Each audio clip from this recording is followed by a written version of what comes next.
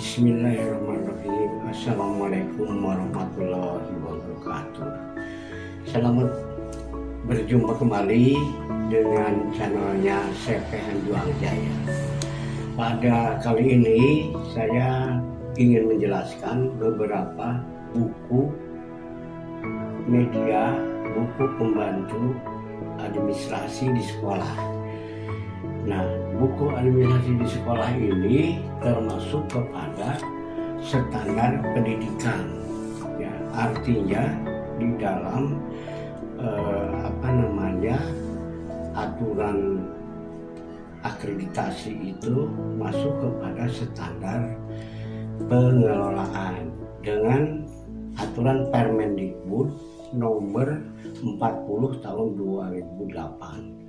Kemudian lagi sampai berubah yang terakhir tahun 53 tahun 2013. Jadi semuanya sudah diatur di dalam Permendikbud.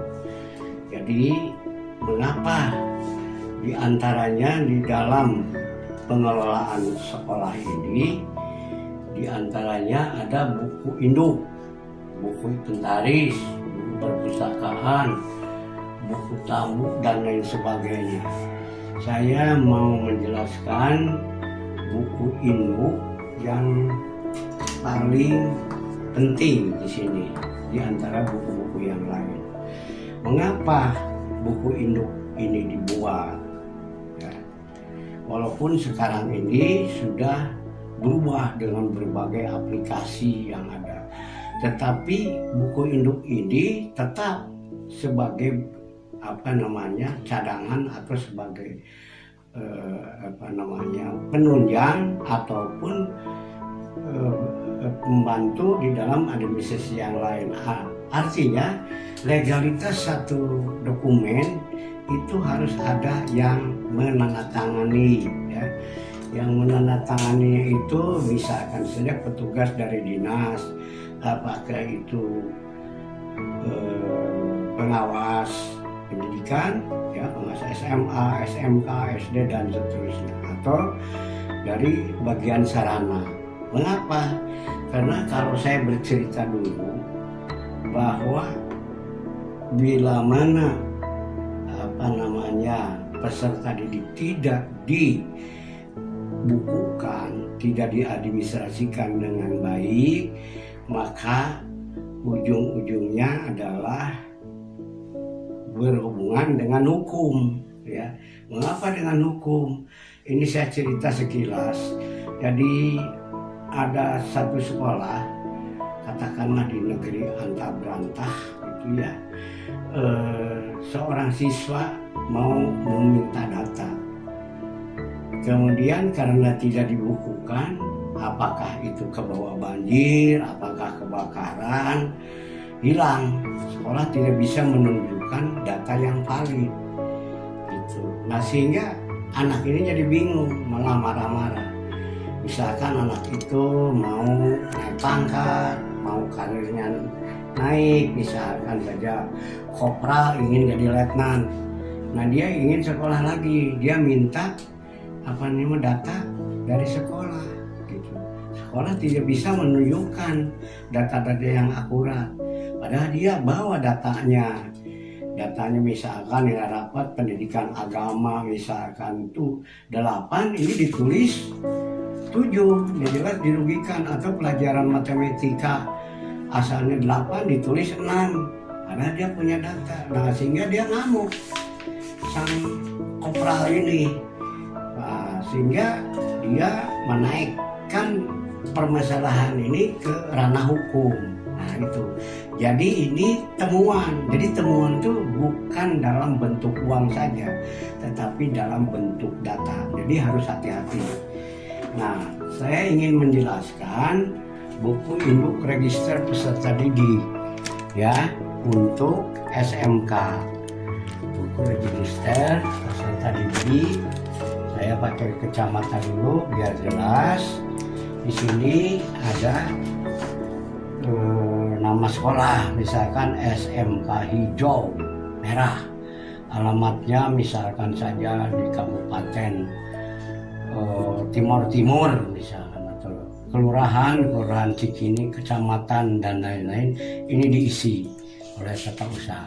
Kemudian nomor satu di sekolah itu sama dengan NES atau NPSN, nomor pokok sekolah nasional. Nah, kemudian ada daftar isi di sini, daftar isi pemeriksaan buku induk siswa. Nah, ini nanti ada kolomnya. Nomor urut dalam buku induk siswa, petunjuk pengisian buku induk siswa, petunjuk umum, petunjuk khusus, daftar nilai, keterangan, halaman, jaga, tidak terpakai. Buku Indonesia dimulai dari nomor, misalnya nomor 1 sampai nomor 300 misalnya, dalam satu jurusan. Petugas, nah petugas di sini adalah petugas di tata usaha, ya, bagian urusan siswa. Kemudian sekolahnya Ahmad Dohiri misalkan, NIP-nya 1977 dan seterusnya. Kemudian lembaran yang kedua di sini ada yang namanya pemeriksaan buku induk. Nah, jadi setiap kurun waktu buku induk itu harus sering diperiksa. Misalkan menurut 1 hari apa, nama petugas memeriksa apa, misalkan seorang pengawas, jabatan pengawas. Catatannya apa di sini? Catatannya berarti hal-hal yang positif, misalkan buku induk harus didata dengan baik, harus berurutan dan seterusnya. Sesuai apa yang diperiksa, kelemahan dari sekolah itu apa oleh seorang pengawas. Kemudian di sini nomor induk urut peserta didik dalam buku induk register. Nomor induk 1 sampai misalnya satu bukunya itu 40, 50 tulis nomor induk siswa nasional, kemudian nama peserta didik dan seterusnya. Kemudian petugas ini petugas TU, petugas sekolah. Nah, petugas TU ini setelah mendapat data yang lengkap dari para wali kelas, dari Wakasek kurikulum. Nah, kemudian nomor buku induk seperti di sini, ini dibaca nama siswa dan seterusnya, keterangan tempat tinggal, keterangan kesehatan, keterangan pendidikan, keterangan ayah kandung, keterangan ibu kandung. Nah, di sini mengapa ada 4? Nah, ini pada saat dia masuk fotonya, kemudian ini di tengah jalan, misalkan di kelas 11 ya, ini di kelas 11 juga, ini pada akhir dia keluar sekolah pada saat di semester 6 di kelas 12. Kemudian di sini keterangan tentang wali, kegemaran siswa, perkembangan siswa, keterangan selesai pendidikan, catatan prestasi yang dicapai itu apa, misalkan juara bola voli, juara badminton dan seterusnya. Kemudian di sini ini yang hal yang pokok ini. Nah, sekarang ini menggunakan yang kurikulum 2013. 2013 itu ada perubahan sampai 3 kali. Ya, ada revisi 2017, yang pertama 2013, kemudian pertengahan 2014 ada perubahan, 2016 ada perubahan, kemudian revisi 17, revisi 18, ya, dan seterusnya. Apa yang menjadi perbedaannya? Yang menjadi perbedaannya adalah di kompetensi keahlian, dasar program keahlian, bidang keahlian. Kalau untuk muatan nasional, muatan kewilayahan, ini tetap sama. Yang membedakannya itu adalah di kompetensi keahlian, di kelompok kompetensi di C3. Ya. Di sini keterampilan yang dinilai itu pengetahuan K1 strip 3, K1 strip 4. Ini keterampilan, ini pengetahuan. Sikap spiritual dan sosial. Nah, ini antar mapel. Nah, ini juga nanti ditulis oleh tata usaha setelah ada data dari wali kelas. Kemudian ini untuk semester 1, ini semester 2. Nah, pada saat dibagi rapot di sini ada keterangan naik kelas, tinggal kelas. Ini yang menandatangan adalah kepala sekolah. Tapi setelah itu masuk dulu kepada wali kelas dengan data-data itu. Kemudian ini untuk di semester 3 dan 4, kemudian 5 dan 6 ini sama seperti semester 1 dan 2. Nah, ya. Saya pikir ini sama nih satu. Nah, ini yang jadi perbedaan di nomor berikutnya adalah kalau kolom-kolom yang lain itu sudah sama ya, KKM-nya, pengetahuan dan keterampilan. Hanya untuk di di semester 6 ini ada di sini berdasarkan hasil yang dicapai pada semester 1 dan 2. Artinya dia itu naik kelas 3 kelas, nilai ijazah, nomor ijazah, dan di sini dinyatakan bahwa dia itu lulus atau dinyatakan berijazah. Nah, ini adalah untuk SMK. Nah, ini lembaran yang pertama. Nah, ini lembaran yang sisa ini bila mana anak ini, siswa ini tinggal kelas, jadi ada cadangannya. Nah, ini untuk siswa pada absen nomor 2. Jadi kalau misalkan ini adalah untuk 50 siswa, ini satu lembarnya adalah 1, 2, 3, jadi 4. Jadi 50 kali 2 itu jadi kurang lebih lembaran buku induk ini kurang lebih hampir 150 lembar. Ini dan seterusnya. Nah, di dalam pengisian ini ya, di dalam pengisian ini ada yang namanya buku alfabet ya. Jadi anak ini masuk di A atau di B ya. Nanti akan dijelaskan berikutnya. Ini adalah buku induk yang sangat penting.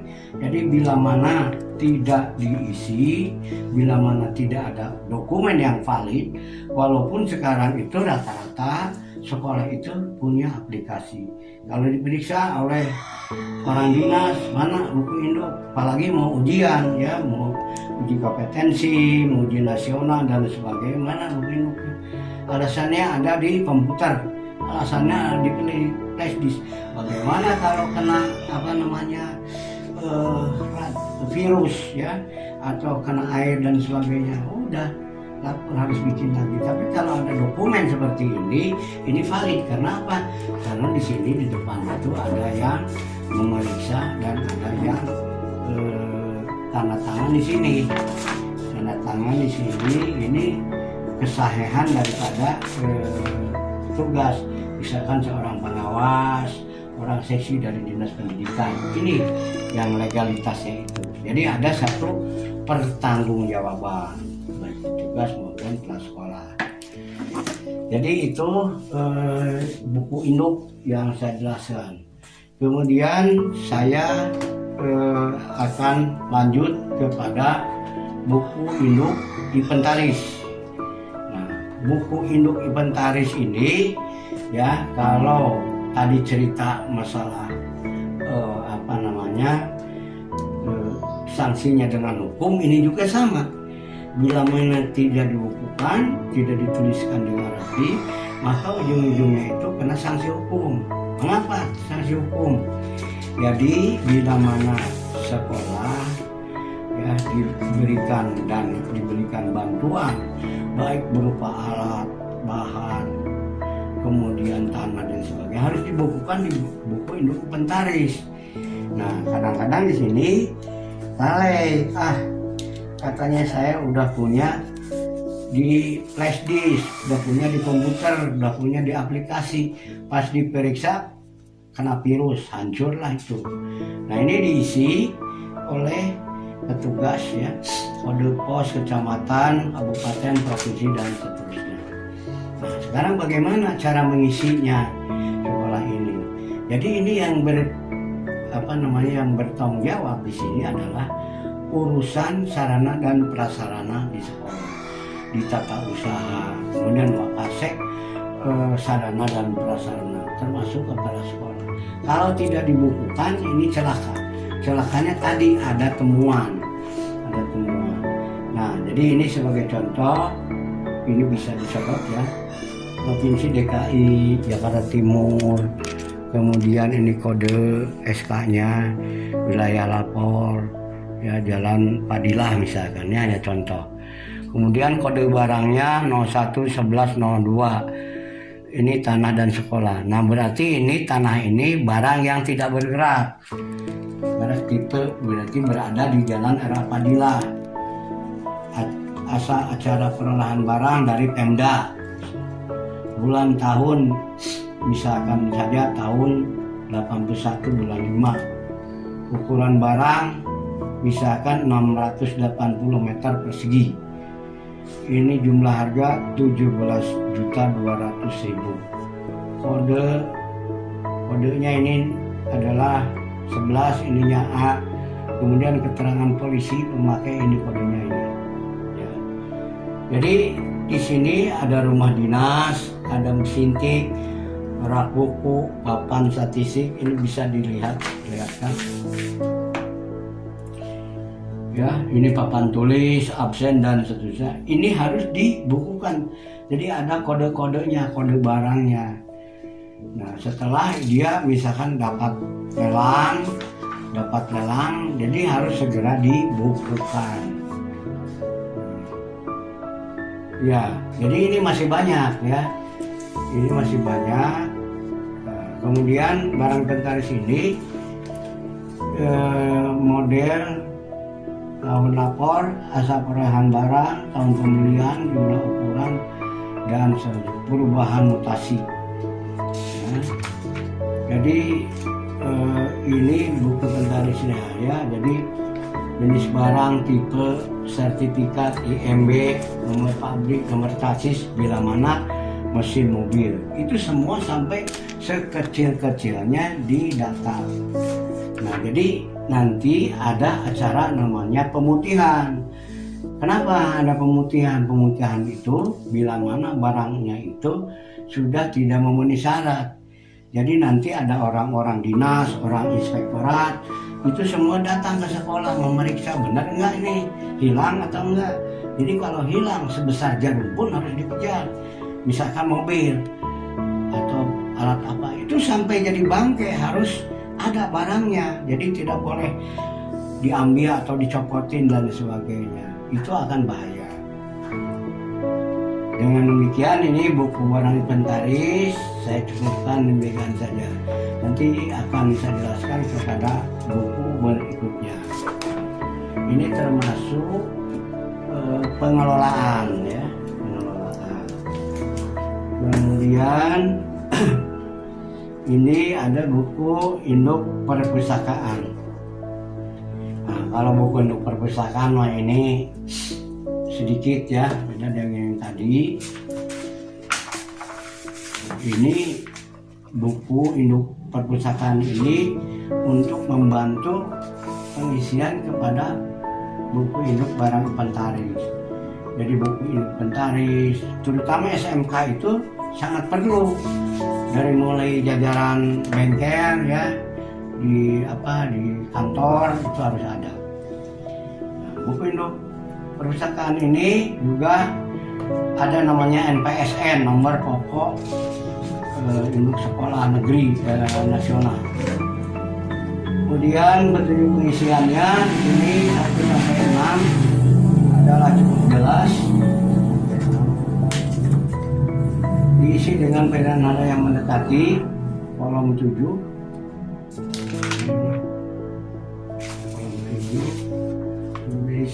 Diisi dengan tanggal penyerahan belas sekolah pada guru petugas, diisi petugas penerima barang, cukup jelas, diisi kondisi yang terima baik, rusak, dan seterusnya. Nah, jadi ini induk perusahaan ini kode barang, judul, tanggal perolehan. Perolehannya dari mana? Dari bos, apakah dari kiriman dari kanwil, dari dinas, jumlahnya berapa, nilai harganya berapa, perkiraannya. Nah, di sini di dalam kepanitiaan itu saya boleh cerita ya di sini. Ya, ada aturan dari Dinas DPPKA ya. Jadi di SK-kan oleh kepala sekolah dan dinas itu ada pengurus barang, ada penerima kepada bendahara dan petugas ada pengguna anggaran. Pengguna anggaran itu bisa orang dinas, ya bisa juga kepala sekolah. Gimana aturannya, apakah sudah berubah atau tidak. Jadi ini pengurus barang ini harus PNS, ya. Jadi tidak boleh yang honor. Oke, ini sama. Tinggal lanjut. Mentari sudah. Kemudian ini SMP sudah. Nah ini aja nih. Kalau supervisi manajerial ini masuknya itu sorot ya. Supervisi manajerial SMO sesuai dengan buku induk revisi 2018. Nah ini kalau supervisi ini termasuk kepada standar apa namanya, standar isi ya, standar isi dan apa namanya proses di sini. Jadi instrumen pada kelengkapan admisi kelas. Nah jadi ini yang meriksa ini adalah guru senior, boleh kepala sekolah, boleh juga apa namanya pengawas. Nah jadi di sini yang berkaitan dengan pekerjaan guru, ya, yang menyangkut dengan standar isi, standar proses, SKM ini terkait, ya, standar isi. Ada pengisian alhamdulillah, identitas guru, catatan capsek, kemudian skornya, kondisinya ada atau tidak, grafik absen, perhitungan jam belajar, target kurikulumnya, persentase daya serap, grafik daya serap, target kurikulum dan grafik pencapaian target kurikulum. Admisi KBM, program tahunan ada nggak? Program semester ada nggak? Silabus KKM, RPP. Nah ini tinggal dipertanyakan ke setiap sekolah, apa sering disupervisi enggak, atau karena ingin mau naik pangkat atau ada sesuatu baru bikin SAPA, bikin RPP, jadwal mengajar, agenda harian. Nah atau ada pemeriksaan atau ada akreditasi baru gedor bikin administrasi dan seterusnya. Nah maka ini administrasi ini harus diperiksa.